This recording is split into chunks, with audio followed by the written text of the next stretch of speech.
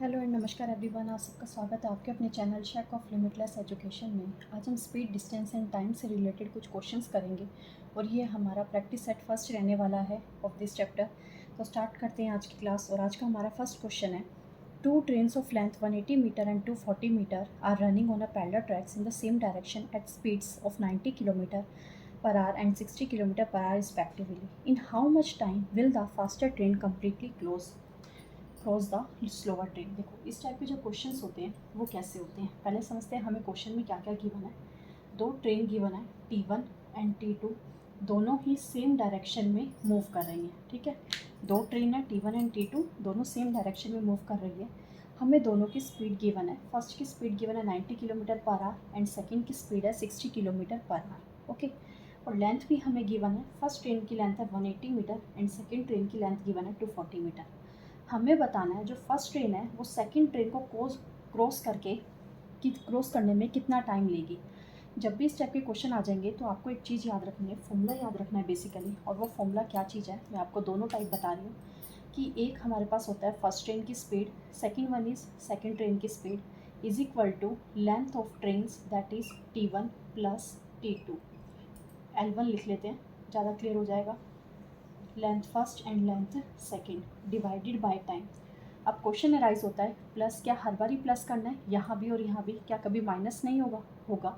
Speed में minus करनी पड़ेगी आपको एक जगह, बट लेंथ क्या है, ऑलवेज पॉजिटिव होगा। हमेशा आपको क्या करना है, एडिशन करना है लेंथ को। अब प्लस कब होगा, माइनस कब होगा? जब हमारे पास डायरेक्शंस क्या होगी, अपोजिट्स होगी, तब हम स्पीड को ऐड ऑन करेंगे। और जब हमारे पास डायरेक्शन सेम होगी तब हम स्पीड को क्या करते हैं, सब्ट्रैक्ट करते हैं। अब इस क्वेश्चन में हमें क्या दे रखा है, दोनों की स्पीड की जो डायरेक्शन है, रनिंग की जो डायरेक्शन है वो सेम दे रखी है। तो हम सब्ट्रैक्ट करवाएंगे स्पीड को, तो हमारे पास स्पीड आ गई दैट इज़ 30, लेंथ करेंगे 180 and 240, that will be equal to 420 divided by time. क्या अब हम अपने क्वेश्चन को यहाँ से सॉल्व करके आंसर फाइंड आउट कर सकते हैं? अभी आप आंसर नहीं फाइंड आउट कर सकते, रीज़न क्या है, ये जो आपको स्पीड से रखी थी ये किलोमीटर पर आवर में दे रखा है, और जो ये आपको यहाँ पे लेंथ दे रखी है वो मीटर में दे रखा है। तो हमें क्या करना पड़ेगा, यूनिट्स को सेम बनाना पड़ेगा। तो हम क्या करते हैं, ये किलोमीटर पर आवर को मीटर पर सेकंड में चेंज कर लेते हैं, ताकि इस मीटर से ये मीटर कैंसिल आउट होकर टाइम के लिए सेकंड यूनिट में आंसर आ जाए। तो जब भी किलोमीटर में दे रखा हो और हमें मीटर में जाना हो, यानी छोटी यूनिट में जाना है, तो हम क्या करते हैं, 5/18 से मल्टीप्लाई करवाते हैं, विच इज़ इक्वल टू 420/t। तो यहाँ से जब हमें t फाइंड आउट करना हो तो कैसे फाइंड आउट होगा, t उधर चला जाएगा, that will B 420 into 18 divided by 30 into 5। 0 से 0 कैंसिल आउट हो गया। ठीक है, 3 1 3 1, और यहाँ क्या बचेगा, 3 4 12, 14 18 एंड 5। यहाँ क्या कर लीजिए, 2 से मल्टीप्लाई, और 2 से मल्टीप्लाई करवा लीजिए, इन्हें मल्टीप्लाई करके डिवाइडेड बाय 10 लिख दीजिए। तो आपके पास क्या आ जाएगा, आपका रिस्पेक्टिव आंसर आ जाएगा। ये आपका टास्क है, मल्टीप्लाई करके खुद आंसर फाइंड आउट कीजिएगा।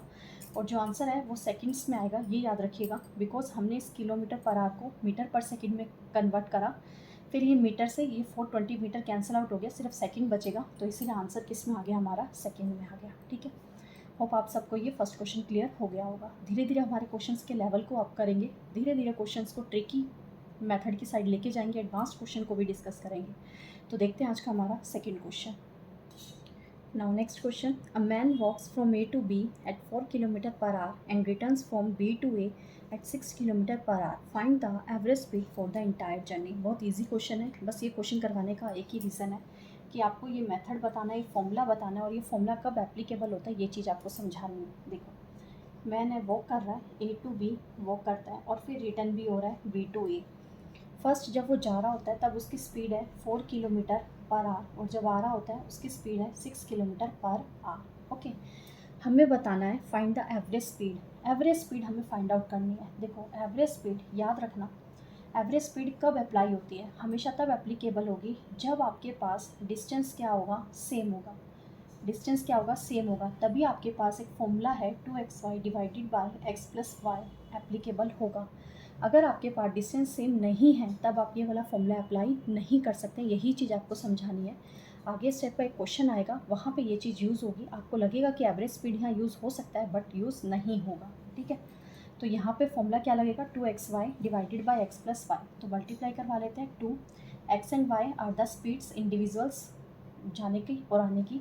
तो 4 into 6 is 24, 2 into 24 by 6 plus 4 is 10। तो 2 इंटू 24 विल बी 48 बाई 10। तो आपके पास यहाँ पे आंसर आ गया 4.8 kilometre per our, which is a average speed. तो एवरेज स्पीड आपके पास आ चुकी है 4.8 kilometre per our.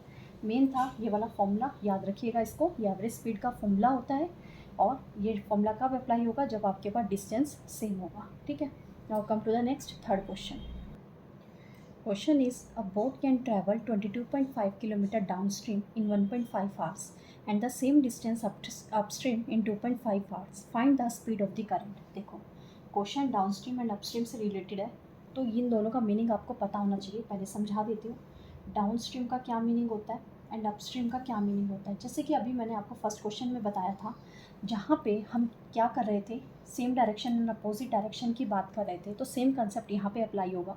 Down stream का मतलब क्या होता है कि कोई भी बोट है, कोई भी मैन है, वो ट्रैवल कर रहा है with the speed of the current, मतलब in the direction of the current. और करंट क्या है, स्ट्रीम, जो वाटर की लहरें होती है, जिस डायरेक्शन में वो मूव कर रही है उसी डायरेक्शन में अगर आपकी बोट जा रही है या कोई मैन स्विमिंग करके उस साइड जा रहा है, उसी डायरेक्शन में जा रहा है, तब हम उसको बोलते हैं डाउन स्ट्रीम। कहने का मतलब,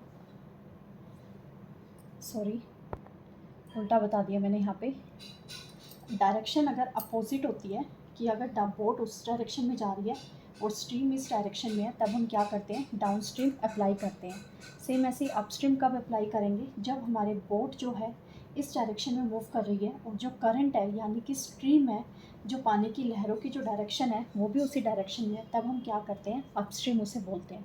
अब ये प्लस और माइनस क्या लगाया है, जैसे प्रीवियस क्वेश्चन में बताया था आपको फर्स्ट क्वेश्चन में, कि अगर दोनों ट्रेन की डायरेक्शन सेम होती है तब हम उनकी स्पीड को माइनस करवा देते हैं, और जब दोनों ट्रेन की डायरेक्शन से अपोजिट होती है तब हम क्या करते हैं, उनकी स्पीड को प्लस करवा देते हैं। तो सेम कंसेप्ट यहाँ अप्लाई होगा। जब बोट और करंट यानी कि बोट और स्ट्रीम की डायरेक्शन अपोजिट है तब हम उनकी स्पीड को प्लस करवाएंगे, और जब बोट और करंट की डायरेक्शन सेम है तब हम क्या करेंगे, उन्हें सब्ट्रैक्ट करवाएंगे। तो यहाँ पे डाउन स्ट्रीम यानी कि बोट प्लस स्ट्रीम की डायरेक्शन हमें यहाँ लिखनी है, प्लस करवा दिया हमने, दोनों की स्पीड हो गई है, speed of the boat and the speed of the stream. अब यहाँ पे हमें डिस्टेंस गिवन था, that is 22.5 kilometre and time is given 1.5। 10 से 10 कैंसिल आउट हो गया, कट करवाएंगे तो ये आ गया आपके पास 15 किलोमीटर पर आवर स्पीड आ गई। तो speed of the boat plus speed of the train which is equal to 15 kilometre per hour. Upstream की बात करें तो माइनस करवाएंगे, यहाँ डायरेक्शन सेम यूज़ हो रही है 22.5 एंड टाइम यहाँ यूज़ हो रहा है 2.5। अगेन पॉइंट से पॉइंट कैंसिल आउट हो जाएगा, 10 से 10 कैंसिल आउट हो जाएगा, 25 8 9, तो यहाँ पे आपके पास आ जाएगा 9 किलोमीटर पर आवर। यानी बी प्लस एस आ गया 15 किलोमीटर पर आवर, यानी down stream 15 kilometre per our और अपस्ट्रीम आपके पास आ गया 9 किलोमीटर पर आवर। अब हमें यहाँ से क्या फाइंड आउट करना था, स्पीड ऑफ द करंट यानी कि स्ट्रीम फाइंड आउट करना है। अब हम यहाँ पे क्या करेंगे, एलिमिनेशन मेथड लगा लेंगे। तो हम इसको हम ऐसे लिख सकते हैं, b plus s is equal to 15, b minus s is equal to 9, तो ये कैंसिल आउट हो गया। यहाँ क्या बचा, 2b इज इक्वल टू 24, तो b की वैल्यू हमारे पास आ गई 12, यानी कि स्पीड ऑफ द बोट आ गई 12 किलोमीटर पर आवर। बट हमें तो स्ट्रीम निकालना है, अगर टोटल 15 है तो फिर स्ट्रीम का कितना बचेगा, 3 बचेगा। तो स्पीड ऑफ द स्ट्रीम हमारे पास आ चुकी है 3 किलोमीटर पर आवर, और यही क्या हो जाएगा हमारा आंसर। बस इतना ध्यान रखिएगा, जब भी डाउन स्ट्रीम की बात होगी तो यानी कि डायरेक्शन अपोजिट है और दोनों की स्पीड ऐड होगी। जब भी अपस्ट्रीम की बात होगी दैट मीन्स दोनों की डायरेक्शन सेम है और वहाँ पे स्पीड क्या होगी, सब्ट्रैक्ट करवाई जाएगी। ठीक है, now come to the next fourth question. Next question important question है, इस टाइप के क्वेश्चन एग्जाम में आते हैं, ये मीटिंग पॉइंट टाइप क्वेश्चन है। तो देखते हैं क्वेश्चन क्या है। 2 persons A and B start from 2 towns 120 kilometre apart and walk towards each other. Towards लिखा है, इस चीज़ को माइंड में रखिएगा। A walks at 4 kilometre per hour and B at 6 kilometre per hour. B starts 1 hour later, after how many hours will they meet. देखो question में क्या कह रहा है हमें, ये क्वेश्चन नंबर कौन सा है, आई थिंक फोर्थ। तो ये इस क्वेश्चन में हमें क्या बता रहा है कि A एंड B आपके पास यहाँ पे क्या है, 2 persons है, स्टार्ट फ्रॉम 2 towns। तो यहाँ पे फर्स्ट टाउन से स्टार्ट करा है और ये सेकेंड टाउन से स्टार्ट करा है। दोनों का जो डिस्टेंस है दैट इज़ 120 किलोमीटर में दे रखा है। ठीक है, आगे कह रहा है वॉक टुवार्ड्स ईच अदर। तो ए अगर इस डायरेक्शन में मूव कर रहा है तो बी इस डायरेक्शन में मूव कर रहा है, दोनों टुवार्ड्स एक दूसरे की साइड मूव कर रहे हैं। ए वॉक कर रहा है 4 किलोमीटर पर आवर की स्पीड से एंड बी वॉक कर रहा है 6 किलोमीटर पर आवर की स्पीड से। फिर कह रहा है बी जो है 1 आवर बाद स्टार्ट करता है, तो after how many hours will they meet, तो कितने टाइम के बाद वो मिलेंगे। तो पहले स्टार्टिंग के 1 आवर की बात कर लेते हैं। अभी बी ने चलना स्टार्ट नहीं करा है, ये जो है 4 किलोमीटर पर आवर की स्पीड से जा रहा है। दैट मीन्स 1 आवर में उसने क्या कर लिया, 4 किलोमीटर कवर अप कर लिया। तो अब जो रिमेनिंग रह गया किलोमीटर, वो कितना किलोमीटर रिमेनिंग रह गया, 120 में से 4 गया, दैट विल बी 116 किलोमीटर। ठीक है, अब जो न्यू आपके पास बन के आएगा, वैसे लिखने की ज़रूरत नहीं है, बट समझाने के लिए मैं आपको लिख रही हूँ। अब जो पॉइंट है वो ये वाला पॉइंट है, ए डैश बोल लेते हैं इसे, और ये वाला पॉइंट आपके पास क्या हो गया, बी हो गया। अब डिस्टेंस क्या है, 160, स्पीड वही रहेगी 4 किलोमीटर पर आवर, और इसकी स्पीड वही रहेगी 6 किलोमीटर पर आवर। ठीक है, अब हमें बताना है कितने टाइम के बाद वो मिलेंगे। तो अब मैंने आपको एक एवरेज वाला फॉर्मूला बताया था, एवरेज स्पीड, तो वो फॉर्मूला हम यहाँ पे अप्लाई कर सकते हैं। देखो दोनों का यहाँ पे आपको क्या गिवन है, यहाँ पे आपको क्या चीज़ गिवन है, डिस्टेंस सेम गिवन है। ठीक है, डिस्टेंस सेम गिवन है, और यहाँ पे दोनों की क्या स्पीड गिवन है। तो यहाँ पे आप क्या कर सकते हैं, फॉर्मूला लगा सकते हैं एवरेज का, और वो किस तरीके से वर्क करता है वो चीज़ आपको इस चीज़ के ऊपर भी डिपेंड करेगी कि डायरेक्शन अपोजिट है या सेम है। अब यहाँ पे डायरेक्शन क्या है, अपोजिट है, एक बी की तरफ मूव कर रहा है और बी ए की तरफ मूव कर रहा है। जब भी इस तरीके से बात आएगी तो स्पीड को क्या कर देंगे, ऐड ऑन कर देंगे। तो 4 + 6 क्या हो गया, 10 हो गया। डिस्टेंस आपके पास कितना है, 116 डिवाइडेड बाय टाइम, तो टाइम आपके पास क्या आ गया, 11.6 आ गया।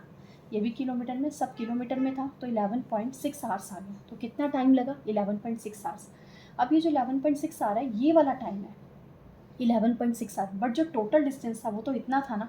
तो यानी कि जो न्यू टाइम है, टोटल टाइम की बात करें तो उसमें क्या करना पड़ेगा आपको, जो स्टार्टिंग का 1 आवर था जो सिर्फ ए ने ही कवर किया था, वो भी आपको यहाँ पे क्या करना पड़ेगा, ऐड ऑन करवाना पड़ेगा। तो 12.6 आवर्स आपको लगेंगे क्या चीज़ करने में, दोनों को यहाँ पे after how many hours will they meet, मिलने के लिए उन दोनों को यहाँ पे 12.6 आवर्स लगेंगे। क्लियर, होप आप सबको ये क्वेश्चन क्लियर हो गया होगा। हमेशा याद रखिएगा, जिसने भी पहले ट्रैवल कर लिया है, कितने टाइम में करा है, 1 आवर की बात करा तो 4 लिखा, 2 आवर्स की बात करता तो 8 किलोमीटर लिख के उसको सब्ट्रैक्ट करवा लेते, 3 आवर्स की बात करता तो 4 किलोमीटर यहाँ पे निकाल के फिर जो रिमेनिंग बच जाता वो एक तरीके से न्यू क्वेश्चन की तरफ वर्क करता, फिर उसका टाइम फाइंड आउट कर लेते। और जो फर्स्ट केस में जो भी आपको टाइम दे रखा था, जो इंडिविजुअल हमें टाइम दे रखा था किसी भी ट्रेन का या वर्क मैन का, किसी का भी, उसका टाइम हम क्या कर लेंगे, आगे जाके ऐड ऑन करवा लेंगे। ठीक है, होप आप सबको क्वेश्चन क्लियर हो गया होगा। Now come to the next 5th क्वेश्चन। A man reduces his speed by 25% and reach his office 10 minutes late. What is his usual time to reach the office? देखो इस टाइप के question को trick के साथ कीजिए, बहुत जल्दी सॉल्व हो जाएगा। जब भी आपको परसेंटेज दिखाई दे जाए ना, तो उसको, और इंक्रीज डिक्रीज कैसे बात कराओ, तो हमेशा उसे फ्रैक्शन में कन्वर्ट कर लो। तो क्या हो गया, जो डिनोमिनेटर होता है वो ओरिजिनल होता है, यानी 4 में से 1 पार्ट डिक्रीज करके, यहाँ पे रिड्यूस की बात कर रहे हैं तो यहाँ भी रिड्यूस की बात करनी है। 4 में से जब 1 पार्ट रिड्यूस हो जाएगा तो क्या बचेगा, 3 बचेगा। तो ओरिजिनल आपके पास 4 हो गया, और जो न्यू है वो क्या हो गया, 3 हो गया। अब ये 25% किसकी बात कर रहा था, स्पीड की। तो मैं बोल सकती हूँ original and new. Original speed मेरे पास 4 है और न्यू स्पीड मेरे पास 3 है, और हमें पता है स्पीड का फॉर्मूला होता है डिस्टेंस बाय टाइम। तो जो स्पीड और टाइम है वो इन्वर्सली प्रोपोर्शनल होते हैं। तो स्पीड का रेशियो अगर 4:3 है तो टाइम का रेशियो क्या बन जाएगा, 3:4। अब यहाँ पे जो आपको डिफरेंस दे रखा है दैट इज़ 1 पार्ट दे रखा है, बट क्वेश्चन में कितने मिनट्स लेट कह रहा है, वो 10 मिनट्स लेट हो रहा है। अगर ये 1 मिनट ज़्यादा लगा रहा है तो दैट मीन्स वो लेट ही तो हो रहा है, 10 मिनट्स लेट हो रहा है। तो आप बोल सकते हैं कि 1 यूनिट की वैल्यू आपके पास क्या आ गई, 10 आ गई। हमें क्या फाइंड आउट करना है, what is his usual time to reach the office. अब यूजुअल टाइम तो यही है ओरिजिनल टाइम वाला, तो 10 को यहाँ पे आप मल्टीप्लाई करवाएंगे तो आपके पास जो आंसर आ जाएगा दैट विल बी 30 मिनट्स। तो यूजुअल टाइम, उसको कितना टाइम लगता है, एक्चुअली में 30 मिनट्स लगते हैं, बट वो ले कितना टाइम रहा है, 40 मिनट्स ले रहा है, यानी कि 10 मिनट्स लेट जा रहा है, तो इसीलिए हमारा आंसर क्या हो जाएगा, 30। क्लियर, याद रखिएगा speed and time inversely proportional होते हैं, इसलिए जब आपके पास स्पीड का रेशियो तो आप उसे इन्वर्स करके टाइम का रेशियो निकाल सकते हैं, और जब टाइम का रेशियो इन्वर्स करके स्पीड का रेशियो निकाल सकते हैं। Now come to the next 6th question. Next 6th question. A and B are 6 km apart. A starts walking towards B at 5 km per hour. After 2 hours, B start walking towards A at 7 km per hour. In how much time after A started will they meet? इस type का question मैंने आपको करवा दिया। ये 6th question आपके homework के लिए, तो इस क्वेश्चन को खुद करिएगा और कमेंट सेक्शन में इसका आंसर बताना मत भूलिएगा। ठीक है, कमेंट योर आंसर, अपना आंसर ज़रूर कमेंट सेक्शन में बताइएगा। और अगर कोई डाउट है, कोई प्रॉब्लम है क्वेश्चन में, तो वो चीज़ भी ज़रूर कमेंट सेक्शन में बताइएगा। Now come to the next 7th question. Question is A and B run on a circular track of 400 meter. A runs at 5 meter per second, B at 3 meter per second in the same direction. How long will A take to overtake B? बहुत easy question है, बस एक चीज़ यहाँ पे समझने की है, वो समझा देती है तो क्वेश्चन बहुत इजीली सॉल्व हो जाएगा। देखो अब यहाँ भी सेम वही बात हो रही है कि ट्रैक क्या है आपके पास, सेम है यहाँ पे 400 मीटर का ही है। सर्कुलर ट्रैक की बात कर रहा मैं आपको बट एक लीनियर के साथ समझा रही हूँ। ट्रैक है आपके पास 400 मीटर का है, यहाँ से स्टार्ट करता है ए और यहाँ से स्टार्ट कर रहा है बी। ए की आपके पास स्पीड गिवन है 5 मीटर पर सेकेंड और बी की स्पीड आपको गिवन है दैट इज़ 3 मीटर पर सेकेंड। दोनों सेम डायरेक्शन में मूव कर रहे हैं। अब सर्कुलर है तो दोनों क्या कर रहे हैं, सेम डायरेक्शन में मूव कर रहे हैं। जब भी सेम डायरेक्शन की बात आ जाए हमें पता है कि उनकी स्पीड को माइनस कर देते हैं, तो रिलेटिव स्पीड हमारे पास यहाँ पे क्या आएगा, दोनों की स्पीड को सब्ट्रैक्ट कराएंगे दैट विल बी 2। यहाँ क्या लिखेंगे, डिस्टेंस विच इज़ 400 और हमें यहाँ क्या निकालना है, टाइम। ओवरलैप की बात कर रहा है, बताना है कि कब उसको ओवरटेक करेगा। तो ओवरटेक में हमेशा क्या करते हैं, ऐसे रिलेटिव स्पीड निकालते हैं। जब भी सेम डायरेक्शन की बात हो रही है, यहाँ पे अपोजिट डायरेक्शन की बात हो रही है या फिर बट जो डिस्टेंस सेम है, सेम डिस्टेंस पे ही दोनों डिस्टेंस कह रही हूँ, हाँ जो सेम डिस्टेंस है उसी में जब दोनों वॉक कर रहे होते हैं और एक जो है दूसरे को क्रॉस कर रहा है या एक जाके दूसरे से मिल रहा है, वहाँ पे जब भी ऐसी बात हो रही होती है तो हम रिलेटिव स्पीड ही फाइंड आउट करते हैं। यहाँ डायरेक्शन सेम थी इसीलिए हमने क्या करा, उनकी स्पीड को माइनस करवा दिया तो 2 आ गया। तो यहाँ पे हमारे पास जो टाइम आ जाएगा दैट विल बी 200। सब कुछ आपको मीटर पर सेकेंड में दे रखा था, तो यहाँ जो आपके पास 200 आया दैट विल बी सेकेंड्स के आ जाएंगे, आंसर आ जाएंगे। दैट मीन्स उसे ए को बी को ओवरटेक करने में कितना टाइम लगेगा, 200 seconds. Okay, now come to the next 8th question. ये क्वेश्चन सिर्फ रिलेटिव स्पीड का मतलब समझाने के लिए बताया। मैंने आपको पहले बता दिया है कि x + y x - y, speed 1 speed 2 speed minus speed first minus speed second, ये जो चीज़ें लिखी है होता क्या है, that one is the relative speed. ठीक है, now next question 8th question. Now 8th question is a man walks from A to B at 6 km/h and returns at 4 km/h. His speed walks both ways at 5 km/h. Who reach first and by how much time if the distance is 30 km? देखो एक person है वो walk कर रहा है A to B walk कर रहा है 6 km/h से और फिर रिटर्न भी हो रहा है B to A 4 km/h की स्पीड से। ठीक है, देख सकते हैं आप डिस्टेंस सेम है बट स्पीड क्या है, आने और जाने में दोनों में डिफरेंट है, तो हम यहाँ पे एवरेज स्पीड लगा सकते हैं। ठीक है, आगे कह रहा है बोथ हिज फ्रेंड, जो उसका फ्रेंड है वो A to B दोनों वे में वॉक करके जा रहा है और 5 km/h की स्पीड से जा रहा है। तो दोनों में से कौन पहले पहुँचेगा और कितना पहले पहुँचेगा, how much time if the distance is 30 kilometre, अगर डिस्टेंस टोटल 30 किलोमीटर है। तो देखते हैं इस टाइप के क्वेश्चन को कैसे सॉल्व करेंगे। तो देखो पहले हम फर्स्ट पर्सन की बात करेंगे। क्वेश्चन नंबर 8, फर्स्ट पर्सन जाते टाइम 6 किलोमीटर, आते टाइम 4 किलोमीटर। तो यहाँ से जो हमारे पास एवरेज स्पीड बन जाएगी that is 2xy 6 × 4 24 divided by total इनका 10। तो 2 × 5 हो गया, तो ये आ जाएगा 2 और 2 से मल्टीप्लाई करवाएंगे दैट विल बी 4.8 किलोमीटर। ठीक है, अब हमें यहाँ क्या फाइंड आउट करना है, टाइम। तो टाइम कैसे निकलेगा, हमें पता है speed is equal to distance by time. तो स्पीड एवरेज स्पीड उनकी ले लीजिए 4.8, distance is 30, then time will be, time यहाँ से आपके पास, अब ये देखो डिस्टेंस यहाँ 30 नहीं लेना, तो आने और जाने का 2 डिस्टेंस है, तो यहाँ पे 60 करना पड़ेगा आपको, 60/4.8। तो यहाँ से सॉल्व करके आपके पास आ जाएगा 1068 द 48 दैट इज़ 100/8 12.5। तो आपके पास यहाँ पे आंसर आ चुका है 12.5 आवर्स। ठीक है, तो ये तो हमारे पास आ गया फर्स्ट पर्सन के लिए। अब सेम ऐसे ही सेकंड पर्सन के लिए फाइंड आउट करेंगे।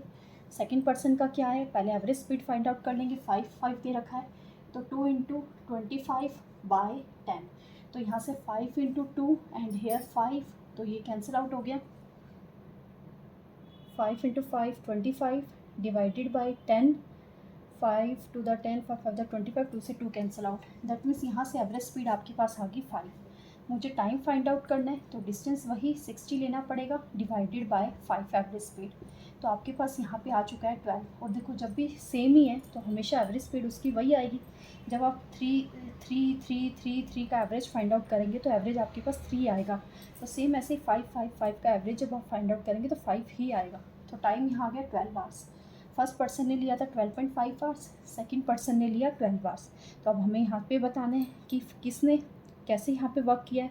Option A first person by 12 minute, second person by 6 minute, third one tie हो गया, fourth option first person by 30 minute, या फिर हमारे पास fifth option second person by 30 minute. तो कैसे हम यहाँ पे कौन पहले पहुँचा है, यहाँ पे सेकंड पर्सन पहले पहुँचा है और कितने टाइम से, यहाँ पे वो 30 मिनट से पहले पहुँचा है। तो ऑप्शन नंबर हमारे पास यहाँ पे जो ई है वो करेक्ट आंसर आ गया है। ठीक है, होप आप सबको ये क्वेश्चन क्लियर हो गए होंगे। टोटल 8 क्वेश्चन हैं। एक और क्वेश्चन देखिए, 9th question and 10th question, वो दोनों क्वेश्चन आपके होमवर्क के लिए हैं। तो दोनों क्वेश्चन को ज़रूर सॉल्व करके कमेंट सेक्शन में उनके आंसर बताइएगा। Now question number, this is the question number 9th। Question का ज़रूर सॉल्व कीजिएगा और कमेंट सेक्शन में आंसर इसका ज़रूर बताइएगा। Question number 9th is this one and question number 10th is this one.